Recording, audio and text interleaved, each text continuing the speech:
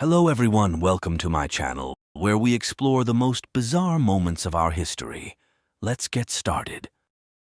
In the 13th century, Pope Gregory IX decided to declare war on black cats. He labeled them as devil's companions and ordered their systematic extermination throughout Europe.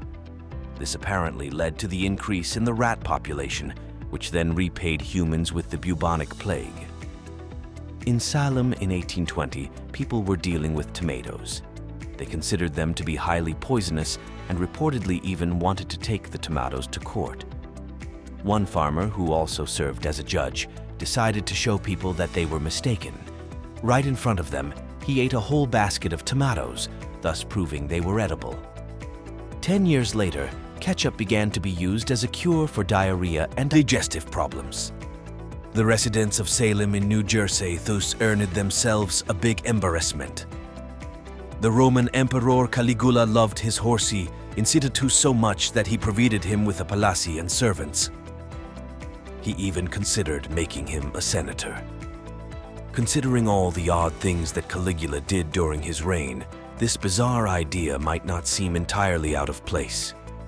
The English poet George Gordon Byron, better known as Lord Byron, was also an animal lover. In addition to dogs, he had foxes and 2 monkeys. However, during his university studies, he was not allowed to have a dog companion on campus. So he brought a tame bear instead, as no rule prohibited it. Before alarm clocks became a household staple, there were individuals known as knocker-ups, whose job was to wake people up on time for work. In some areas, this service remained popular until the 1970s. Knocker-ups used various tools for their job. They could tap on windows with sticks, small hammers, or even their own fingers. Sometimes they would use rattles or throw peas at windows to get people up and moving. The Romans used urine as a mouthwash and toothwash, believing it could keep their teeth and gums healthy. They believed urine was a natural and effective way to clean their teeth, as it contains ammonia, which was believed to be an effective disinfectant. You wouldn't believe how many legal drugs were present in Victorian England.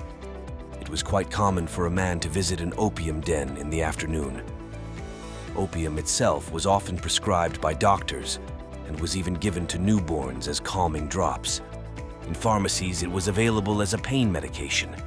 Another medicinal drug was cocaine, added to wine for stimulation, or used in preparation for toothache relief. Ancient Egyptian pharaohs used their slaves as fly catchers. They would lather their slaves in honey, which would attract any flies to their slaves rather than themselves, as well as trap and kill the flies. Back in colonial America, slaves could win their freedom through lawsuits. Although there was a low chance of succeeding, winning in court meant that the slave was now a citizen. Since slaves often didn't have last names and needed a last name to be a citizen, they were often just given the last name of freeman. 46 BC was 445 days long and is the longest year in human history. Nicknamed the Year of Confusion, this year had 2 extra leap months inserted by Julius Caesar. This was in order to make his newly formed Julian calendar match up with the seasonal year. Shakespeare originated the "Yo Mama" joke.